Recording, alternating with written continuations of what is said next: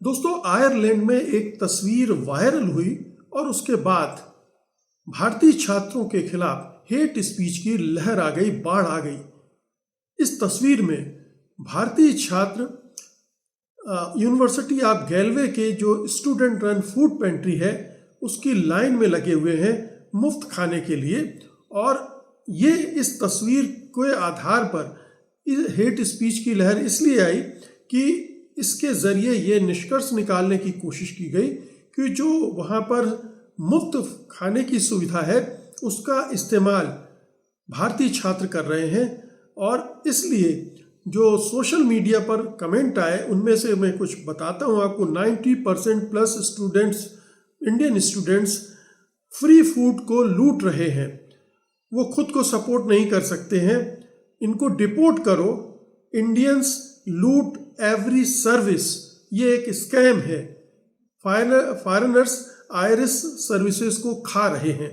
तो एक तरह से ये हेट कैंपेन शुरू हो गई भारतीय छात्रों के साथ कि वो हमारी सर्विसेज को लूट रहे हैं, मुफ्त का खाना खा रहे हैं और सारी सर्विसेज का फ़ायदा उठा रहे हैं।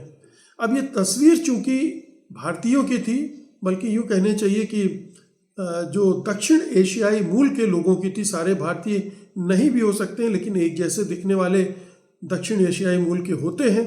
तो उनके आधार पर इंडियंस को टारगेट किया, इंडियन स्टूडेंट्स को टारगेट किया जाने लगा कि ये बाहर से आकर यहाँ पर हमारी जो सर्विसेज हैं उनको लूट रहे हैं।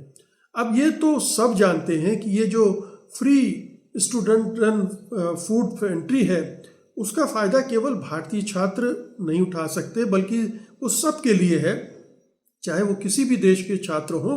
यहाँ तक कि आयरिश छात्र भी उसका फ़ायदा उठाते हैं। और ये लॉटरी सिस्टम से होता है, ऐसा नहीं कि सारे जो खाना है वो केवल भारतीय छात्रों को दिया जाता है। उसमें लॉटरी सिस्टम से जिनका नंबर आता है उनको खाना मिलता है। लेकिन ये ज़रूर है कि पिछले कुछ सालों में भारतीय छात्रों की संख्या आयरलैंड में बहुत बढ़ी है और पिछले 1-1.5 साल में ही ये लगभग 30% बढ़ गई है, जिसकी वजह से जहाँ भी इस तरह की सुविधाएं मिलती है वहाँ भारतीय छात्रों की संख्या ज़्यादा नज़र आती है और इसलिए वो अलग से उनको टारगेट करना भी शुरू कर दिया गया है। तो भारतीय छात्र टारगेट हो रहे हैं। इसकी वजह भी हम सब जानते हैं, या ये जानना ज़रूरी है कि कैसे कॉस्ट ऑफ लिविंग आयरलैंड में एकदम से बढ़ी है और उसकी वजह से ये जो फ्री सर्विसेज हैं ये जो कमज़ोर तबके के छात्र हैं या जो अफोर्ड नहीं कर सकते हैं उनके लिए लाइफ लाइन बन गई है। अब ये जो स्टूडेंट रन पेंट्री है इसने बताया कि पिछले साल उसने 5 लाख यूरो का खाना मुफ्त बांटा था और हर हफ्ते लॉटरी सिस्टम से सैकड़ों स्टूडेंट्स को इसके बावजूद उन्हें मना कर देना पड़ा था, क्योंकि इससे ज़्यादा की सर्विस वो प्रोवाइड नहीं कर सकती है। लेकिन चूंकि मैंने जैसा कहा कि वो तस्वीर गुमराह करने वाली थी और उस वजह से लोगों के अंदर गुस्सा भड़का और उसके बाद फिर हेट स्पीच की बाढ़ आ गई। लेकिन ये हेट स्पीच केवल इसी वजह से बाढ़ नहीं आई भारतीय छात्रों के खिलाफ, बल्कि इसका एक पूरा माहौल वहाँ पिछले कुछ सालों से बनता जा रहा है। जो भी प्रवासी होते हैं उनके खिलाफ स्थानीय लोगों का गुस्सा भड़क रहा है और ये एक वर्ल्ड वाइड फिनोमिना है। हमारे पूरे यूरोप में है, भारत में भी है। भारत में भी जैसे बांग्लादेशियों को टारगेट किया जाता, बांग्लादेशियों के नाम पर मुसलमानों को टारगेट किया जा रहा है। या देखिए कि जो नॉर्थ ईस्ट के छात्र छात्राएं हैं वो तो भारत के हिस्से ही हैं, लेकिन वो अलग दिखते हैं, उनको भी टारगेट किया जाता है। विदेशी होने के नाते बेशक न टारगेट किया जाए, लेकिन रंग रूप में अलग होने की वजह से भी टारगेट किया जाता है। तो हेट स्पीच और हेट क्राइम ये मेजॉरिटी कम्युनिटी जहाँ की होती है, वो जो माइनॉरिटी कम्युनिटी होती है या जो बाहर से आकर बसे लोग होते हैं उनको टारगेट करती है और वही यहाँ भी हो रहा है। एक वजह यह भी बताई जाती है कि बहुत से जो भारतीय मूल के लोग यूरोप में रह रहे हैं, आयरलैंड में रह रहे हैं, उनका उनकी सिफारिश या उनकी सलाह होती है स्टूडेंट्स के लिए या सभी के लिए कि वो अपने पैसे बचाएं और ये जो फ्री सर्विसेज मिलती हैं उनका फ़ायदा उठाएं। तो जब इस तरह की सलाह दी जाती है तो उसको दूसरे तरह से डिकोड करता है वहाँ का स्थानीय समुदाय कि देखो ये सलाह दे रहे हैं कि जो मुफ्त सर्विस है उसका फ़ायदा उठाओ और अपने पैसे बचाओ। जबकि बात कुछ दूसरी होती है। बात ये होती है कि जो इन्फ्लेशन है, महंगाई है, काफ़ी बढ़ी है, वहाँ पर लिविंग कॉस्ट बढ़ा है और स्टूडेंट्स वीज़ा पर केवल 20 घंटे काम करने की लिमिट लगी है।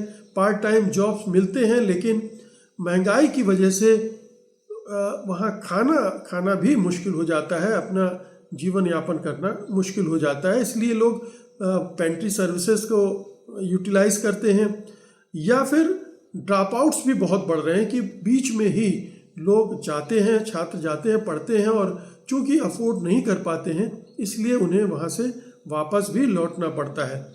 सबसे बड़ी क्राइसिस वहाँ हाउसिंग की है।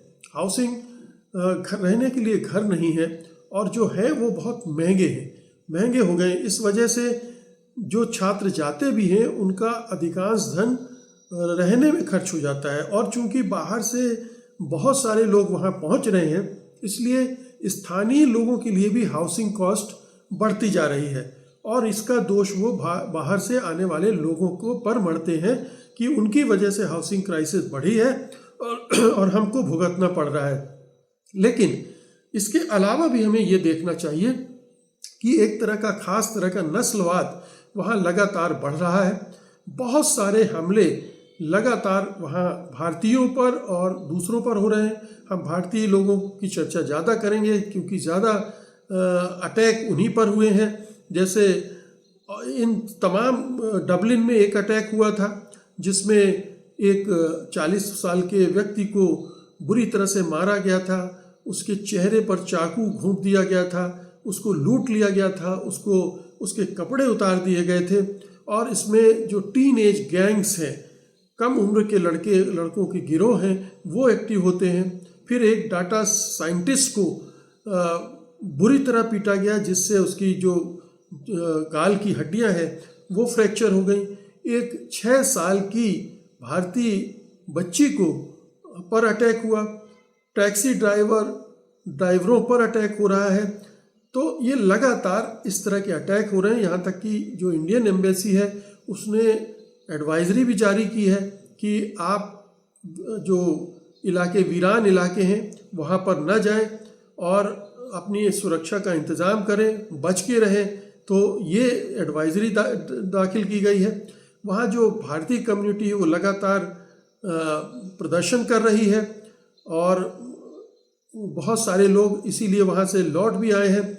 2026 में ऑनलाइन हेट और भी बढ़ा है और फिजिकल फियर भी बढ़ा है। साउथ एशियन स्टूडेंट्स लगातार डर के माहौल में रहते हैं और बचने के लिए वो अपने रूटीन्स लगातार बदलते रहते हैं। कभी इस रास्ते से जाएंगे, कभी उस रास्ते से जाएंगे, ताकि उनको टारगेट न किया जाए। और वर्बल एब्यूज़ तो लगातार होती रहती है और उनके साथ जगह जगह पर भेदभाव भी होता है।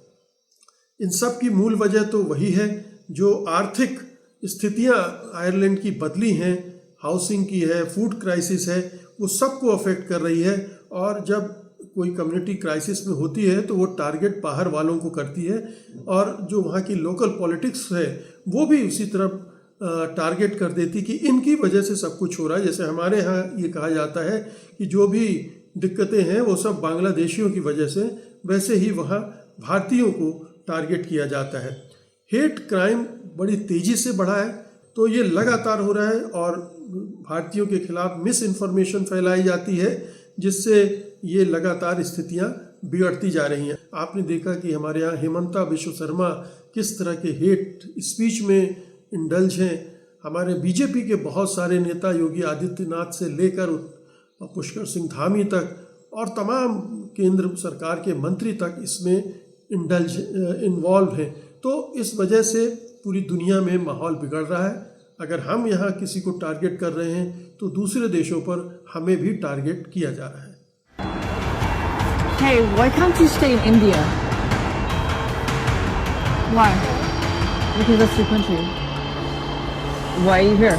Why don't you go back to India? I mean, like, you rape women and stuff, right? I don't want you raping my women here. I don't want you raping people in Ireland. चलिए सबसे पहले शुरुआत हम इसी video से करेंगे। पहले आप इस वीडियो को देखिए, ये आयरलैंड का वीडियो है और आपको पूरी खबर हम आपको बता देते हैं। दरअसल आयरलैंड के बस स्टॉप पर एक भारतीय शांतिपूर्वक खड़ा हुआ था। बैग और सूटकेस के साथ अचानक एक महिला आई और बिना किसी वजह, कोई वजह नहीं थी, और चिल्लाने लगी, go back to India, you rape women, I don't want to rapping people in Ireland. सोचिए कि किस तरीके से बात कही जा रही है। वो बार बार उसे भारत वापस जाने कह रही थी, घिनौने आरोप लगा रही थी। भारतीय भाई चुप रहा, शॉक्ड रहा, डरा हुआ था, सहमा हुआ था, लेकिन उसने जवाब नहीं दिया, हिंसा नहीं की, बस सहायता मांगता रहा। ये बेहद ही चौंकाने वाली खबर है कि अगर किसी देश में कोई भारतीय खड़ा हुआ है, कोई महिला आती है, उसे गलत शब्दों का इस्तेमाल करती है, उसके साथ अभद्रता पूर्वक व्यवहार करती है और गो बैक इंडिया का नारे लगाती है, कई सारे इल्जाम भी लगाई है। दरअसल ये इल्जाम केवल एक भारतीय की वजह से नहीं, उसके साथ ये कोई घटना घटी रही होगी जिसकी वजह से इस तरीके की बात कही गई। तो ये कहा गया कि ये बहुत गंदी नीचता वाली हरकत है। विदेश में पढ़ने कमाने वाले भारतीयों को ऐसे हमलों का सामना करना पड़ रहा है। हम हार्ड वर्किंग है, टैक्स भरते हैं, समाज में योगदान देते हैं, फिर भी नफरत आखिर क्यों फैलाई जाती है?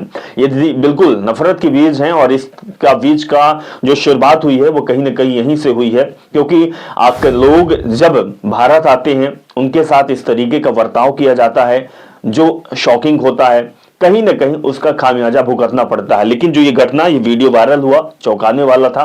Hey, why can't you stay in India? Why? Because that's your country. Why are you here? Why don't you go back to India?